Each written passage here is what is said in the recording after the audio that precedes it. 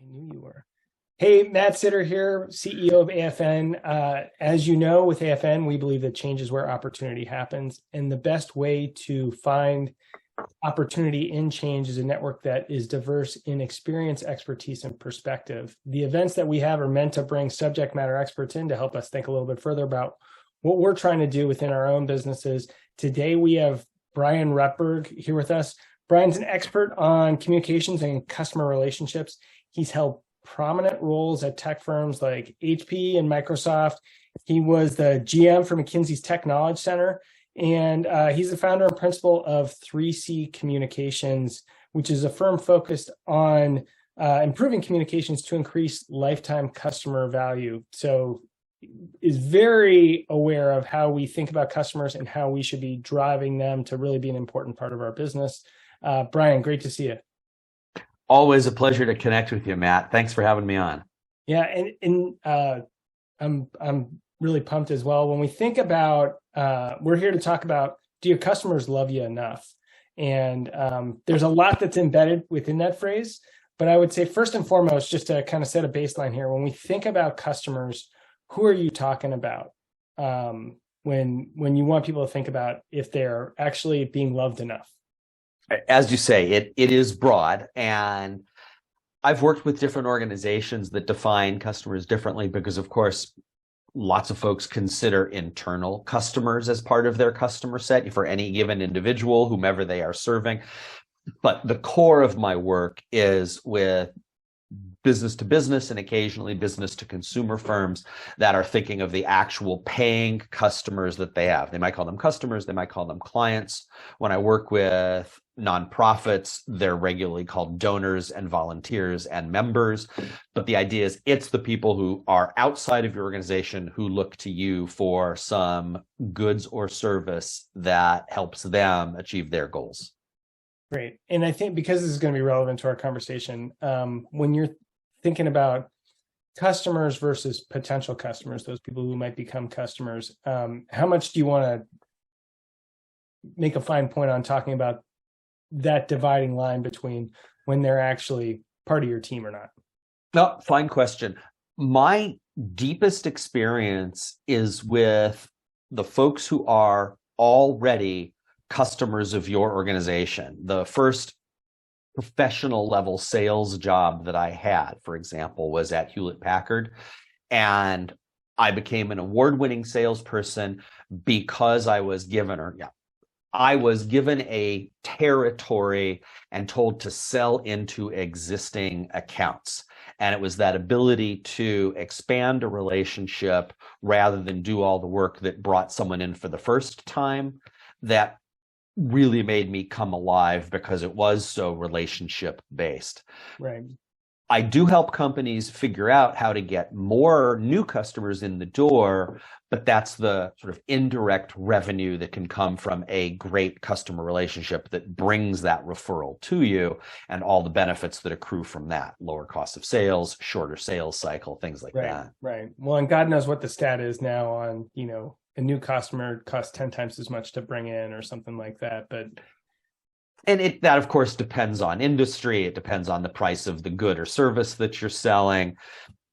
But if we stipulate that it's always less expensive to sell to an existing customer than to land a new one, and one way to reduce your cost of customer acquisition for new customers is to have your existing customers bring friends, neighbors, relations to the door, that's a very good way to drive top line revenue, but drag more of it through to the bottom line too. Right.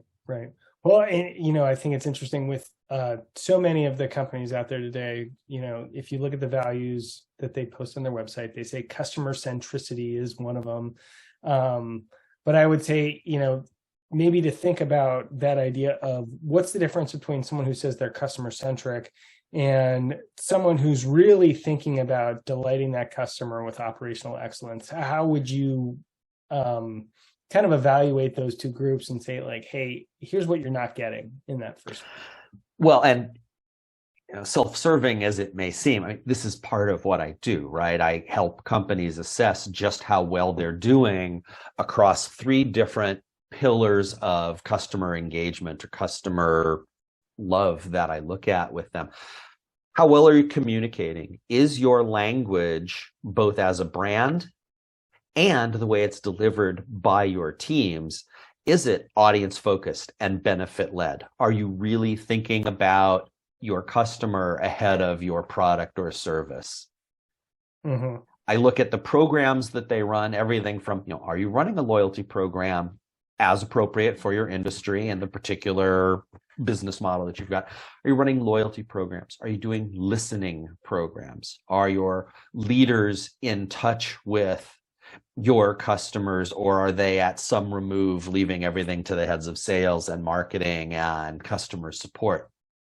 And I look at their structure internally. Are you using what you hear from your customers? Are you regularly reaching out in ways more sophisticated than, say, Net Promoter Score, and actually taking the pulse of your customers? And are you having them offer you, not only help you build your brand, but are you getting them to give you advice and to validate the ideas you have before you implement them? Your best customers may or may not be the ones who are spending the most with you. They may or may not be the ones who are bringing more customers to your door. Both of those things are important. You might, at some level, consider your best customers the ones who will be totally honest with you, excuse me, and tell you how you can serve them better and what you're doing that looks like a early red flag to them so you can catch it in time.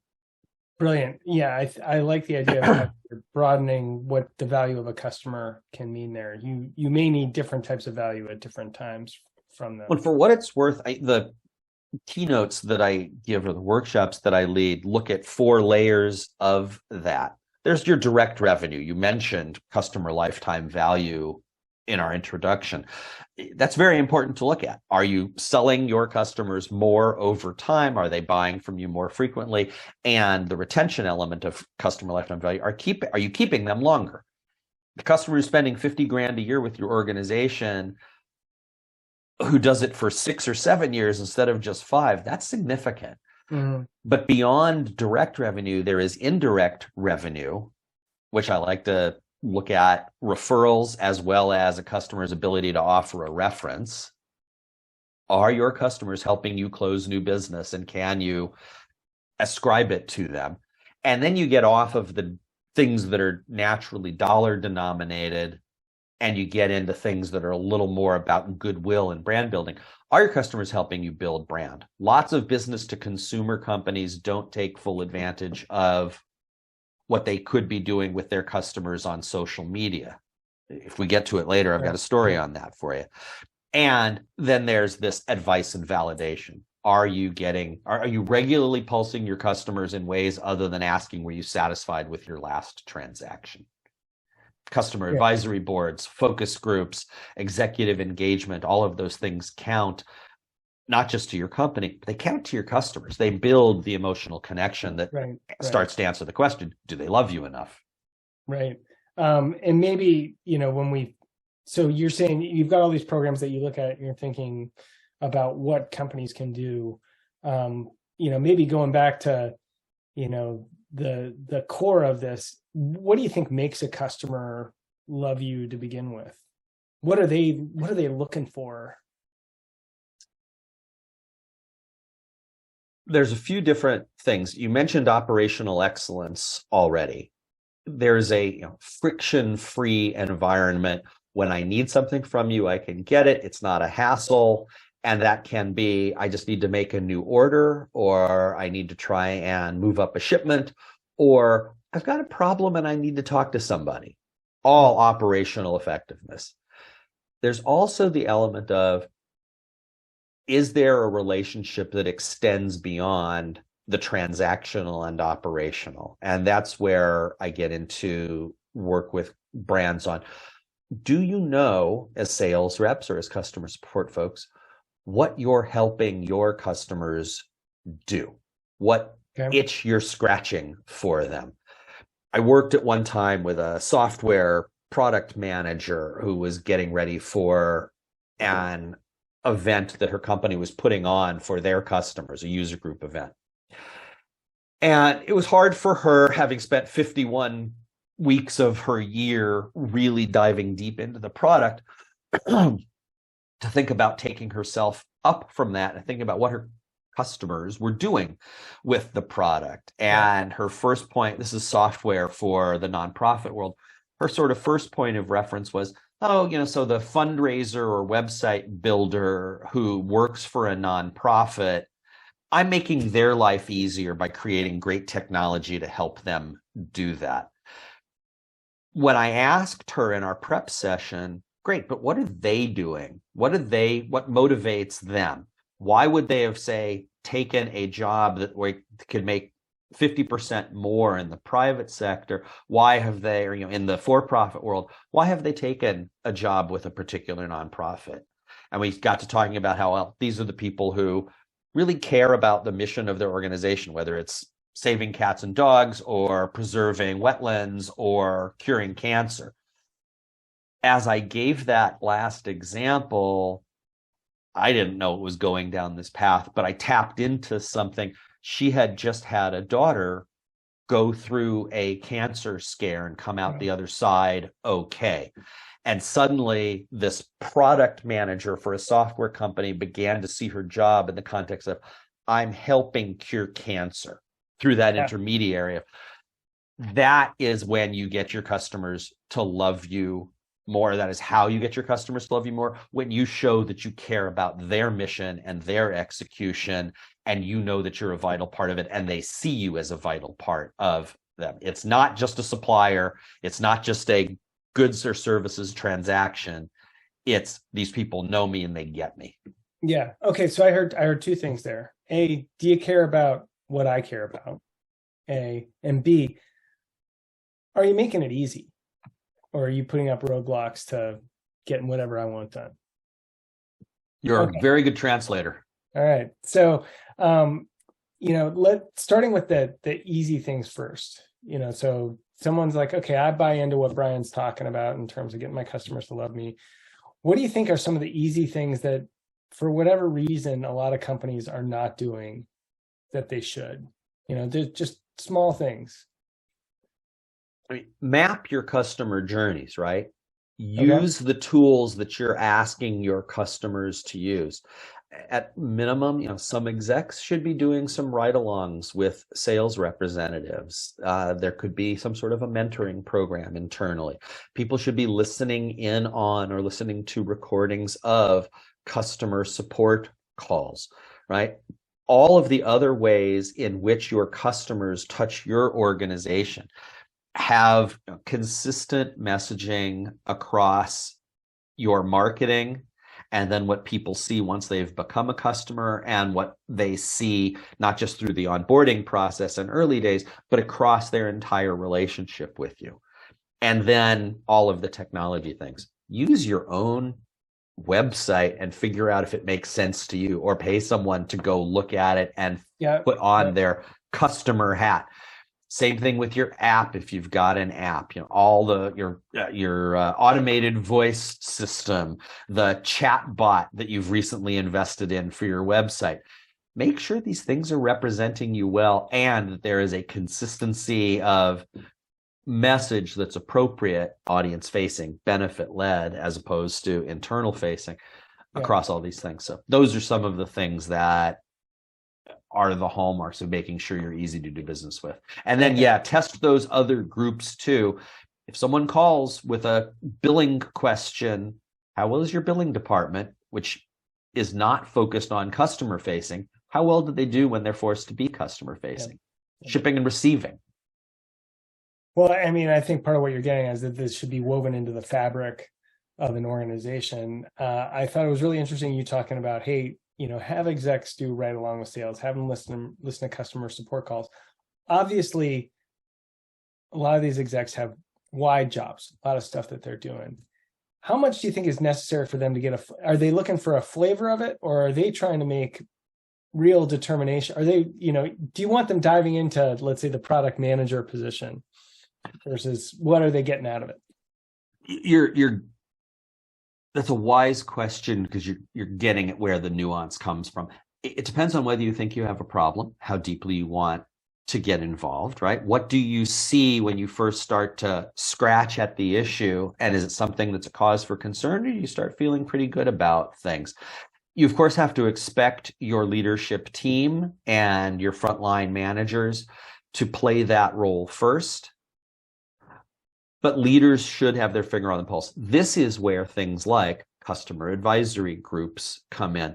I like telling the story when I lecture of a CEO for the UK-based home goods and casual wear brand White Stuff. Online presence, also brick and mortar presence. The woman she was retired a few years ago, and this is how I found out about her, reading an article about her. She retired a few years ago. She was CEO of the brand for, I think, 9 years. In that time, she grew them an average annual growth rate of just over 30%. So she went from like 130 million pounds a year to 1.3 billion pounds a year in transactions.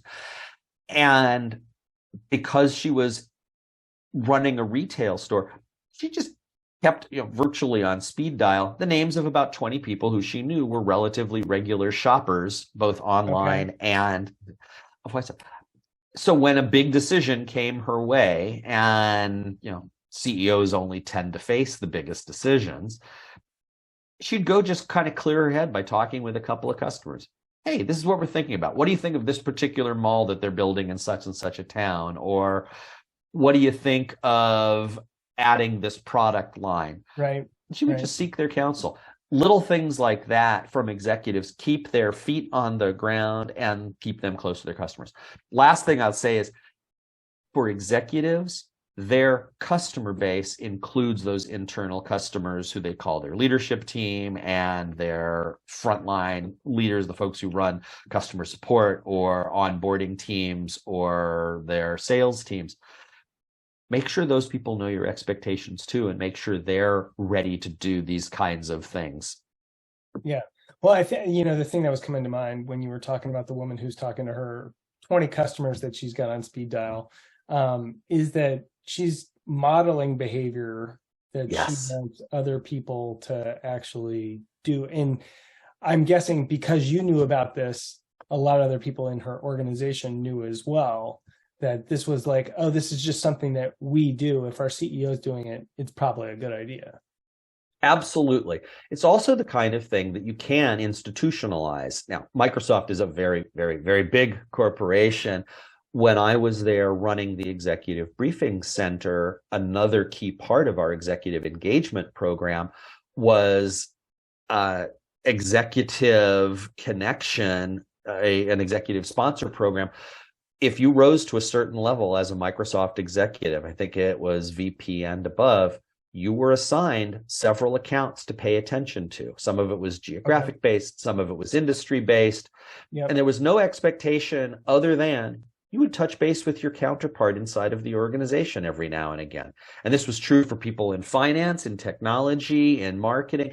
It didn't matter the role. It was just hey, I'm from Microsoft, and I want you to know you've got a friend here in Redmond at the global headquarters, and I'm coming to your region in a couple of weeks. Okay for me to stop by? I'd love to see your operation.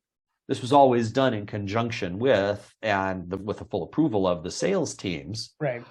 But it was a key part of very few of the companies I work with these days, more medium-sized companies, need to go to that length. It can be done ad hoc rather than very deep intention of who gets assigned to what, but the roots are there. Yeah, well, and I think it was a really interesting point in terms of this was done with the sales team full knowledge. This was something that was not meant to threaten them in some way, shape, or form, right? It's just like, hey, the more that we know about this, and you can't be the sole owner of a relationship, which sometimes. And if you think about,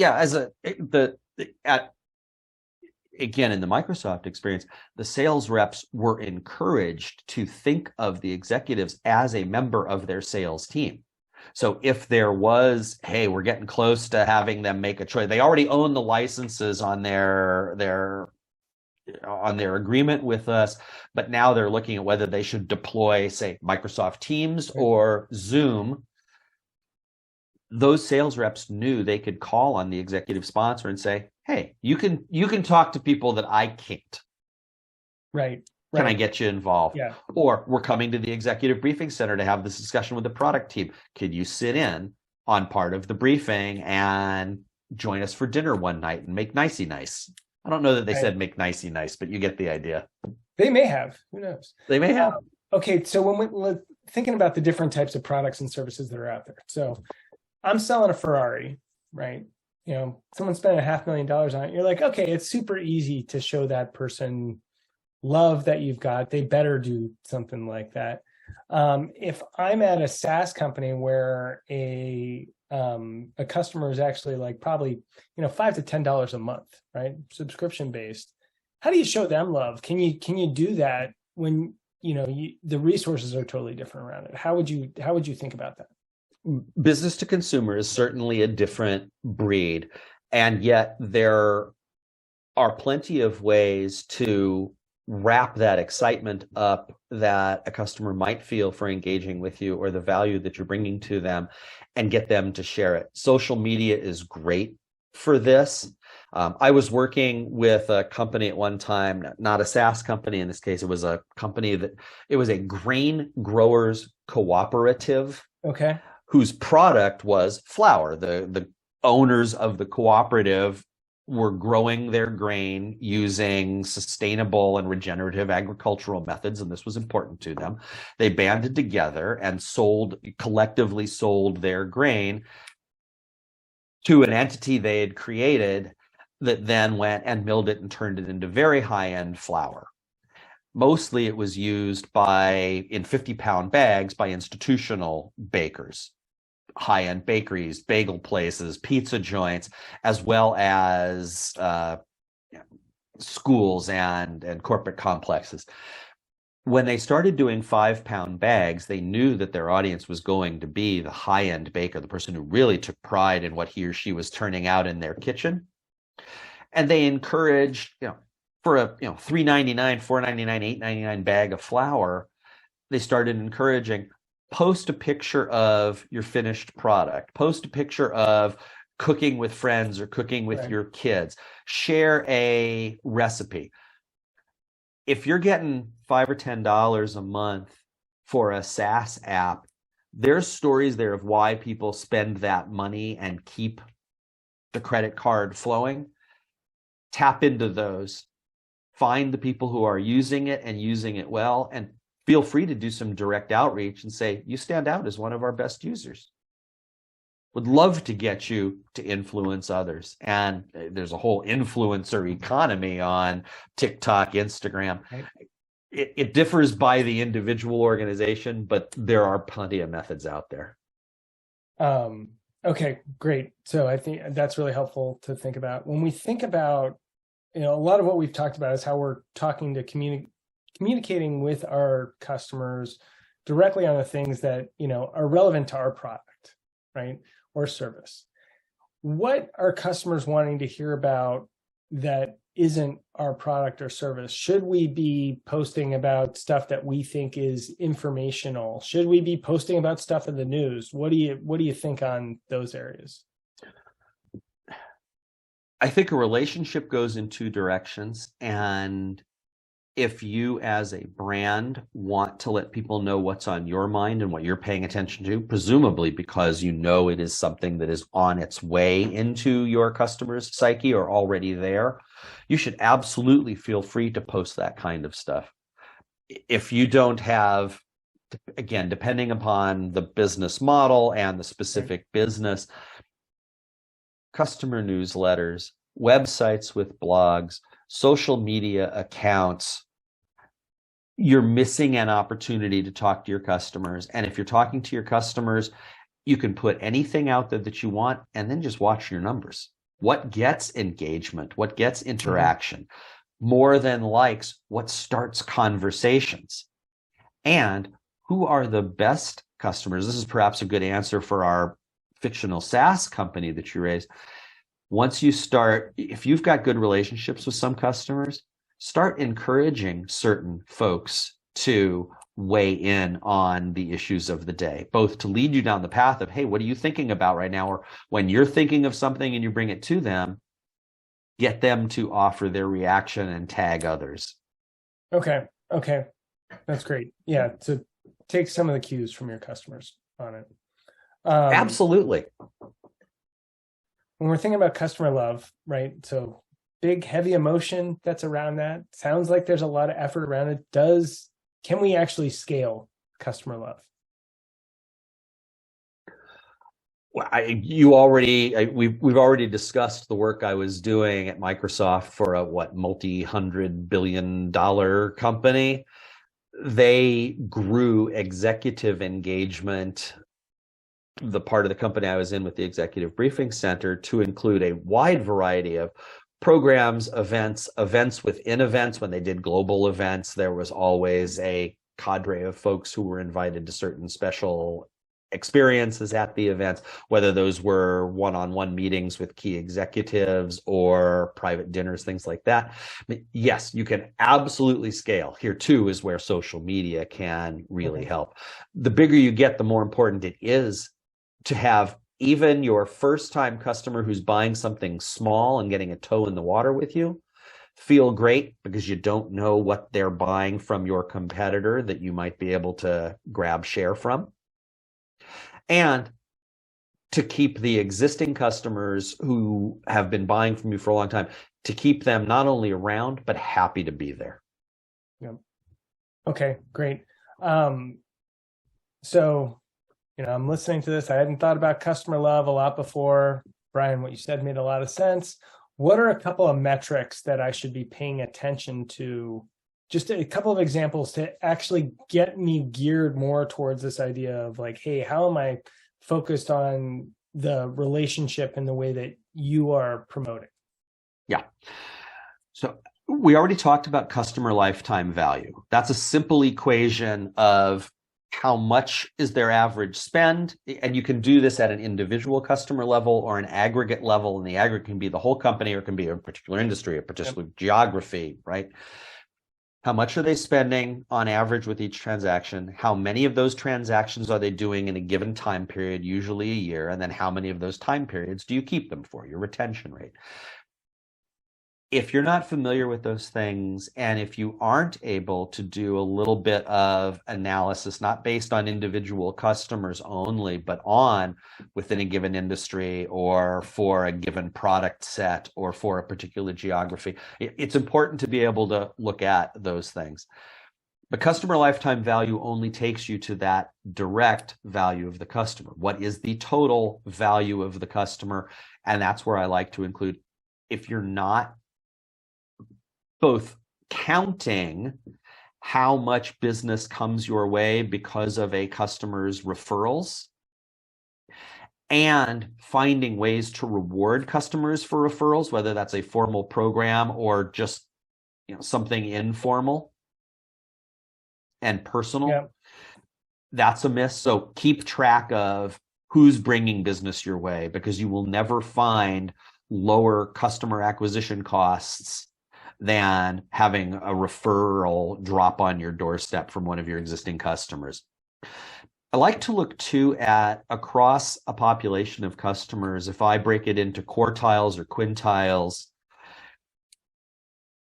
which customers are the ones where I'm getting the most profit, and which quartile or quintile is the one where I'm seeing the most indirect business. Because it could be that the customers you're serving right in the middle, where maybe they feel a little less pressure than your biggest customers, they could be your best referrers. And how do you go activate that specific group of folks? How do you find like for like? And then there's some things that, while they're numeric, they're not financially denominated. Just like, how many touches are you getting of your customers each year? How do those net promoter scores stand up when you pulse people after each given transaction? And then just to finish out the thought, there's a couple of things that can serve as red flags or early warning systems. What's your wait time on your customer support line? Or what's the turnaround time that you're getting when you offer email-based customer support? How long do people wait on chat? things like that. Great, great. Okay, so we've been going for about a half hour. Bryan, how do people learn more or, get in touch with you to talk about this stuff?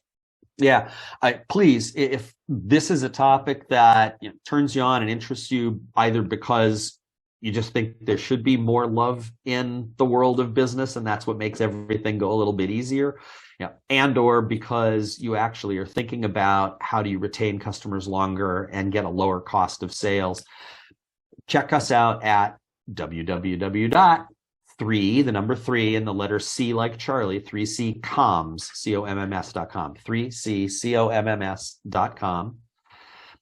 While you're there, you'll see a strip across the top of the website that offers a free ebook. Go ahead and download it. It's called Love and Profit, 10 ways to transform customers into lustomers. And if you think love is a loaded word, try getting lustomer popularized, but without getting into the notions of eros versus philia and diving into the Greek. The kind of love we preach is the kind of love you'd want a customer to feel for you. But yeah, check out the ebook. It's got 10 quick tips, a couple of stories, and then I'd say just that'll get you onto our mailing list. So you'll hear about the full-length book that I will cross my fingers and give a smile and say early 2024. Okay, sounds good on that. But yeah, check us out. And of course, I'm on LinkedIn. Okay, perfect. Bryan, thanks a ton. I know that our CEOs are going to be very interested to hear what you've had to talk about, and I'm sure that we can actually connect them to you directly if you'd like as well. Please do. Yeah, anybody who wants to get in touch, I would love to hear from you. This is a topic I could discuss all day long, and I'm always happy to have chats. I regularly run online programs that people can participate in as well. Great. Thanks a ton, Bryan.